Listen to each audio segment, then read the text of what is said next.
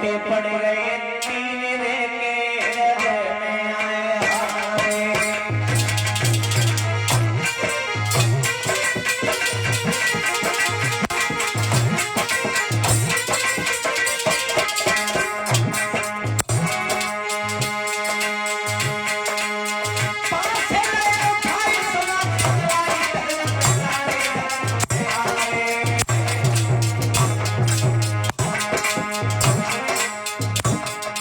छोटे पड़े तीन के हृदय में हारे। 12 पासों में से राजा के 3 पासे आए और 3 पासों के बाद में अर्जुन को दे दिए पासे। आप अर्जुन ने 12 पासे इकट्ठे किए और हाथ में ले लिए और हाथ में लिए जैसे ही बाजी डाली पासे पासे उठाए गए चलाए सुमरे हरियो।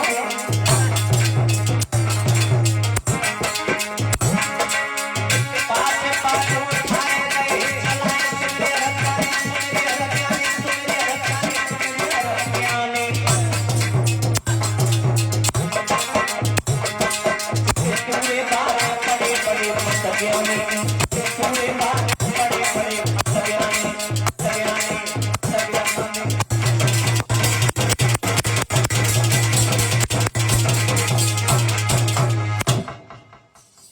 राजा बासुक के 12 पासे में से 3 पासे अर्जुन ने खेल चला तो 12 पासे में से 12 पासे आ गया।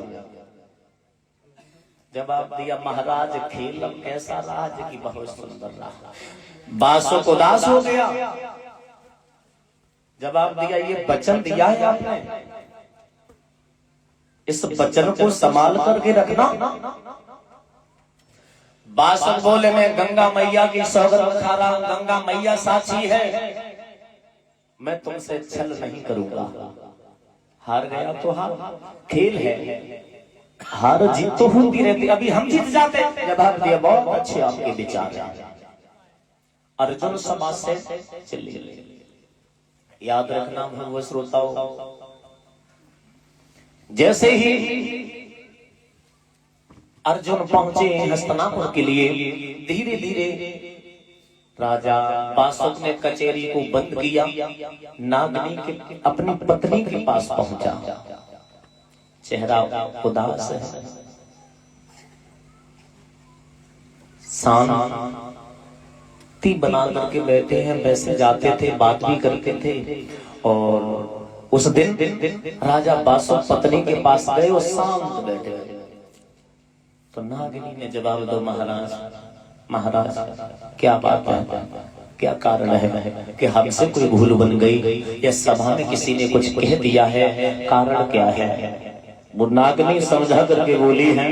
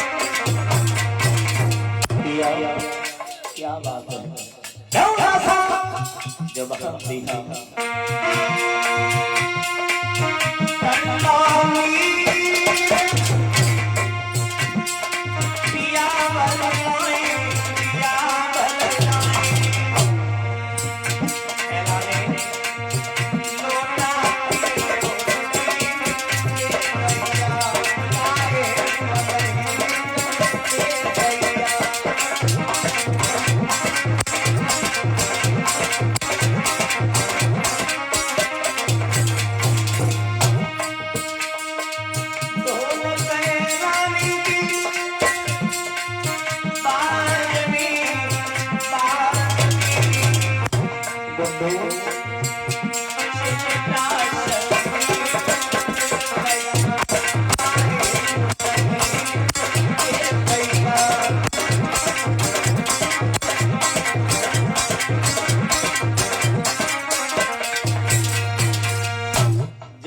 दिया है महाराज, क्या बात है, क्यों उदास हो? उदासी का कारण क्या है, इस दासी को बता सकते हो?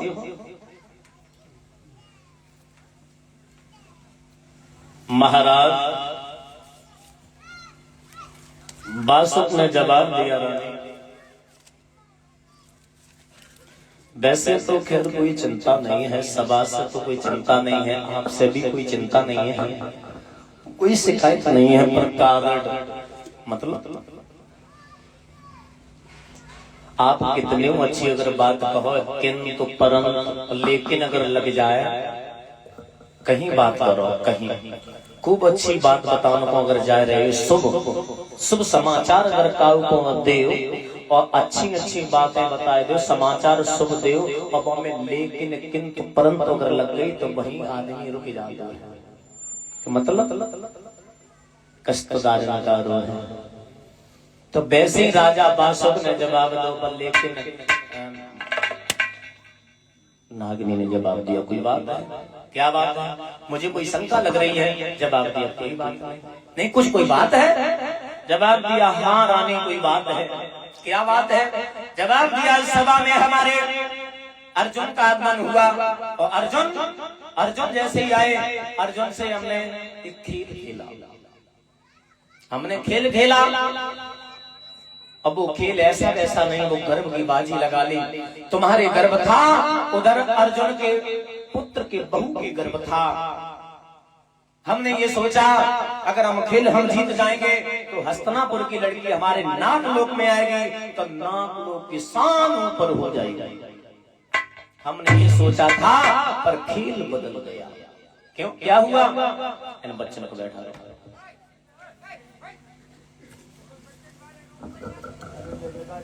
याद रखना मेरे भक्त श्रोताओं, जैसे ही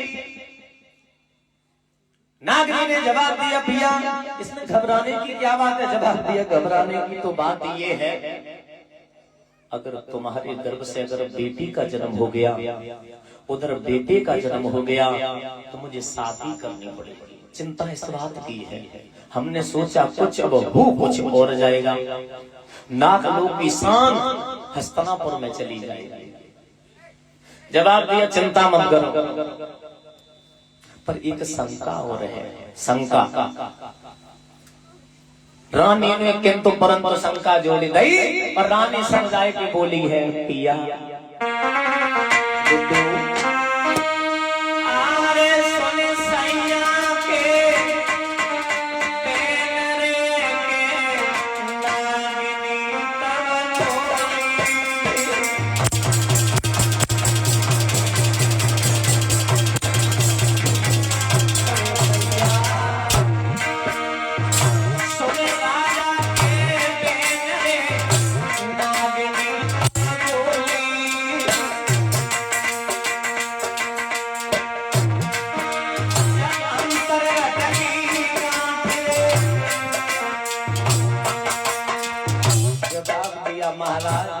उधर में बालक है, ये बच्ची है, शंका भी है, कैसी शंका कि सुनो,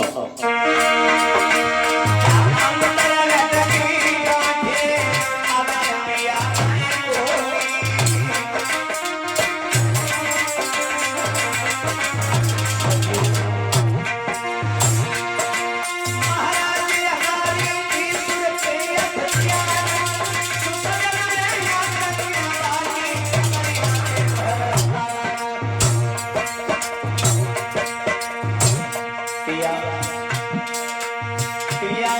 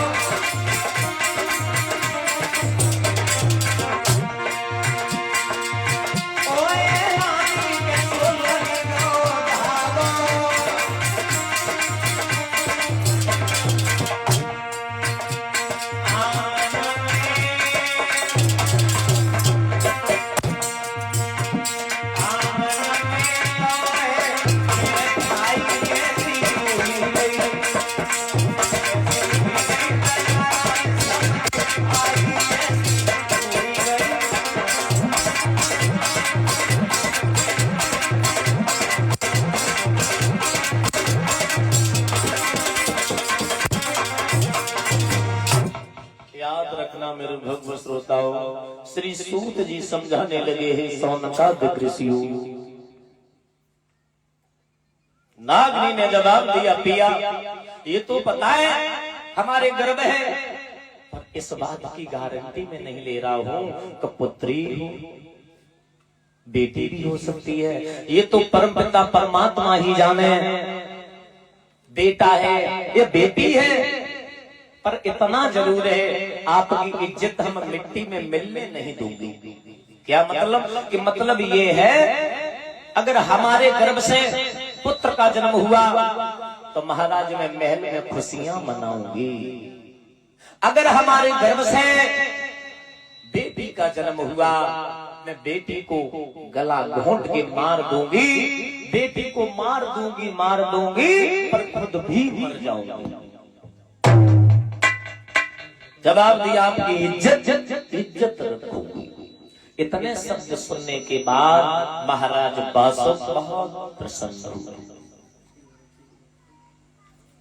न खाली हाथ आया जाता है भगवान के दरबार में, न खाली हाथ जाया जाता है। बिना प्रसाद के कोई नहीं जाएगा। याद रखना। धीरे धीरे समय व्यतीत होता चला गया। उधर ध्यान दीजिए, हस्तिनापुर में अर्जुन के पुत्र जो अभिमन्यु थे, अभिमन्यु की पत्नी उत्तरा के गर्भ से बहुत सुंदर बालक का जन्म हुआ। बहुत सुंदर बालक का जब जन्म हुआ तो धीरे धीरे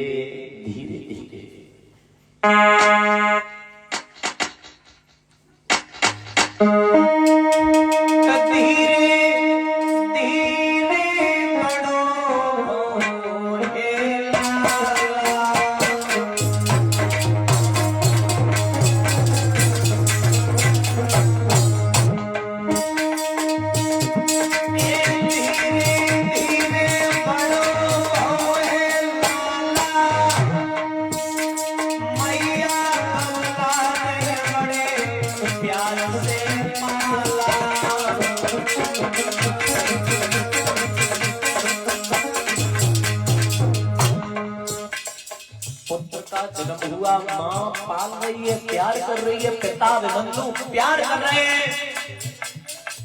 विद्वानों को बुलाया, विद्वानों के द्वारा नाम संस्कार हुआ। उस बालक का नाम रख दिया परीक्षित। बोलिए परीक्षित महाराज की। इस प्रकार परीक्षित का जन्म हुआ। आज महाराज जो परीक्षित जो रहे नन्हे से परीक्षित आंगन में घूम रहे हैं।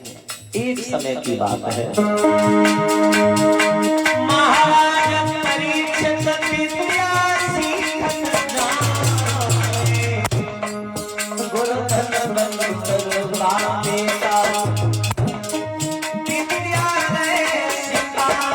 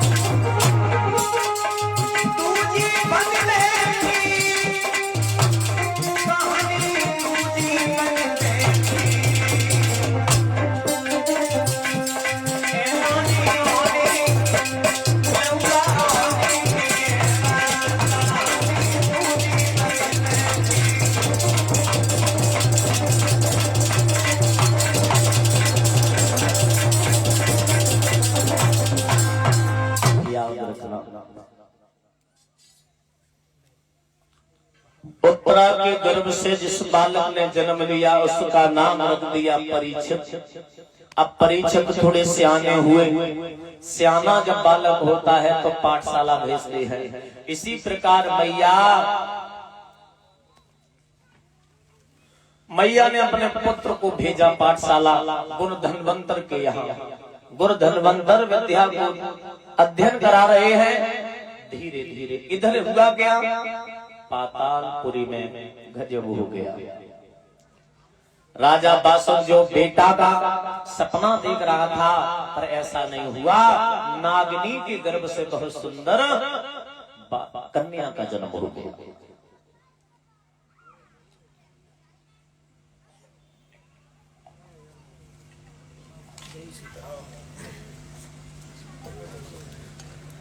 कन्या का जिस समय जन्म हुआ, अब मां ने जैसे ही बेटी को देखा, देखो मां के लिए चाहे बेटा हो चाहे बेटी हो बराबर होती है।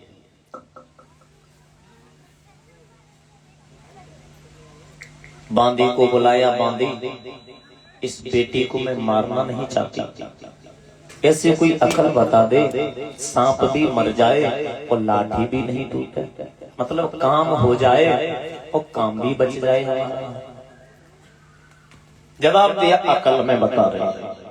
बांदी ने जवाब दिया, मैं महाराज को बुला कर लेके आती हूँ और इस बेटी को आप महल में छुपा दो। जब महाराज आए तो रो करके कह देना हमारा गर्भ खंडित हो गया। न बांस रहेगो न बांसुरी। जवाब दिया, ये तुमने अकल बहुत अच्छी बताई। बांदी जैसे ही पहुंची है, राज दरबार में दोनों हाथों को जोड़ करके प्रणाम किया। जवाब दिया, महाराज इसी वक्त महारानी ने आपको याद किया है। महाराज ने कचहरी को बंद किया। नागरी के पास में जैसे ही राजा बासुक आए, जवाब दिया, क्यों बुलाया? जब त्रिया चरित्र अपने चरित्रों को अगर दिखाई देने लगे जाए तो मानव की बात छोड़ो, देवता भी टिक जाते हैं। त्रिया चरित्र दिखाने लगी, रोन लगी।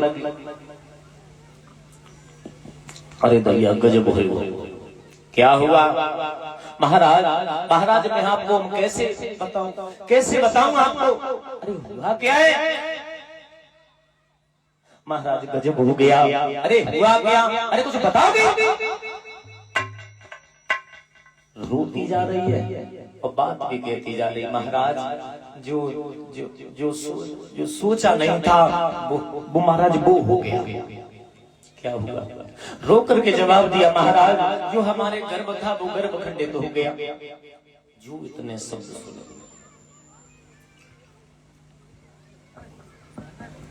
बासुक ने जवाब दिया, कोई बात नहीं,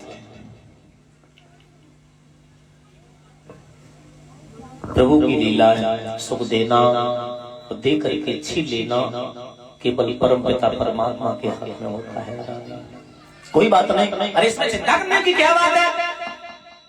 चिंता मत करो, चिंता न करो। एक खत लिया, खत में लिख दिया, हस्तिनापुर के महाराज अर्जुन, हम आपको प्रणाम कर रहा हूँ, मैं क्षमा याचना मांग रहा हूँ, हम आपका साथ नहीं निभा सके। हमारी पत्नी के जो गर्भ था वो गर्भ खंडित हो गया। भिजवा दिया खत। अर्जुन ने खत खोल के जैसे ही पढ़ा है, अर्जुन समझ गए, बाबा सब तूने हमारे साथ में छल कर ही दिया। हम यही सोच रहे थे, तूने मेरे साथ में छल कर दिया। समय आने पर हम तुम्हें जवाब जरूर देंगे, हम ऐसे नहीं ढीलेंगे। धीरे धीरे समय व्यतीत होगा। जो बेटी को छुपाया था, कहते माँ की ममता क्या होती है तो बांझ लुगाई क्या जाने, और जिसके न गई हुए पाए बेमाई वो पीर पराई क्या जाने। माँ की ममता अंदर से जागृत हो गई, मैं इस बेटी को मारूंगी नहीं, इसे जिंदा रखूंगी। महल में छुपा दिया। धीरे धीरे जैसे परीक्षित महाराज कोई निर्जीव चीज हो, जैसे ये है, ये निर्जीव चीज है, इसमें प्राण नहीं है, ये निर्जीव चीज है। यहाँ से उठा करके हम यहाँ रख दें तो वैसी की वैसी ये चीज रखी रहेगी। आज बेटी है, आज एक दिन की है तो कल 1 साल की होगी, कल 1 साल की होगी तो परसों 20 साल की होगी। जब 20 साल की हो तो बस शादी लायक हो गई। जब बिटिया जो रहे उस बेटी का नाम चुप्पा विद्वान बुलाए, उस बेटी का नाम रखा गया नवल। धीरे धीरे सियानी हो गई, शादी के योग्य हो गई।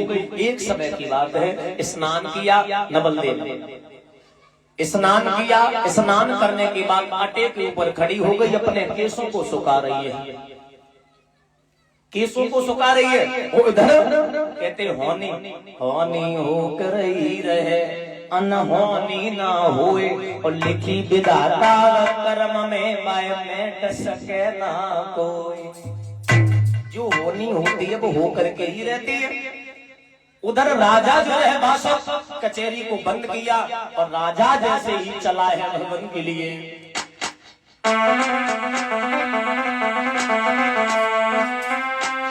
करिए कचेरी बंद भूपने लई मेल नदी सीध लगा, थाड़ी बिटिया संग खन्ना है, वही अपने के संस्कार है।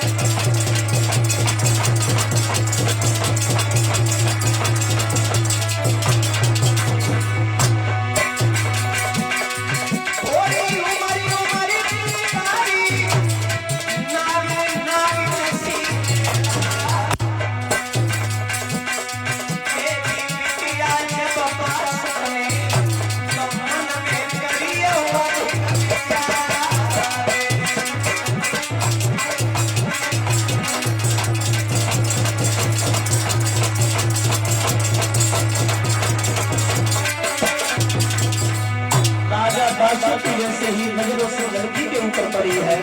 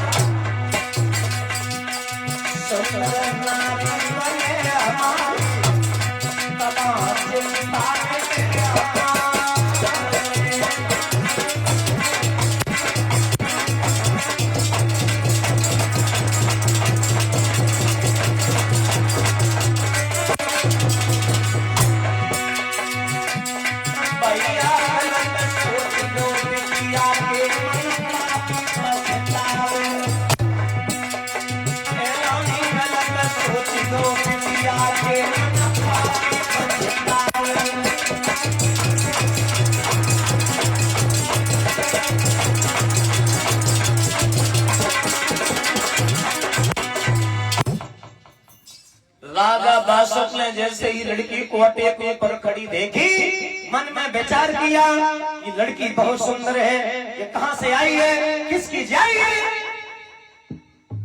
अगर ये हमारी पत्नी बन जाए, हमारी घरवाली बन जाए, तो मुझे जीवन में किसी बात की चिंता नहीं रहेगी। ध्यान देना, पांडाल में बैठे पिता समान बुजुर्गों, राजा ने केवल इतना सोच लिया और तन के ऊपर देखा तो कोड़ हो गया, पाप लग गया। ध्यान देना दादा, सतयुग, त्रेता, द्वापर, ये 3 युगों तक एक नियम चलता रहा। अगर तुमने मन में सोच लिया इसका बुरा हो जाए, इसका सत्यानाश हो जाए, तो समझो पाप लग गया, तुम्हें पाप लग गया। उसका कुछ नहीं हुआ, लेकिन तेरा सर्वनाश हो गया।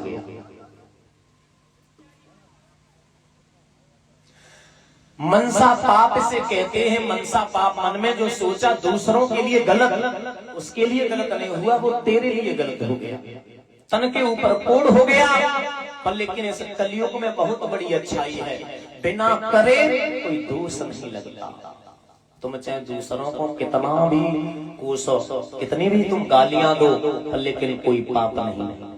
कलयुग कहते, कलयुग है, कर्म तुम करते हो, कलयुग है, कलयुग को दोष देते। कलयुग बहुत अच्छा है। त्रेता, द्वापर, सतयुग, 3 युगों से ये कलयुग बहुत अच्छा है। कितना अच्छा है हम आगे आपको जरूर बताएंगे, वो कथा आ रही है कलयुग के बारे में। श्री सूत जी समझाने लगे, सोनकादिक ऋषियों, जिस समय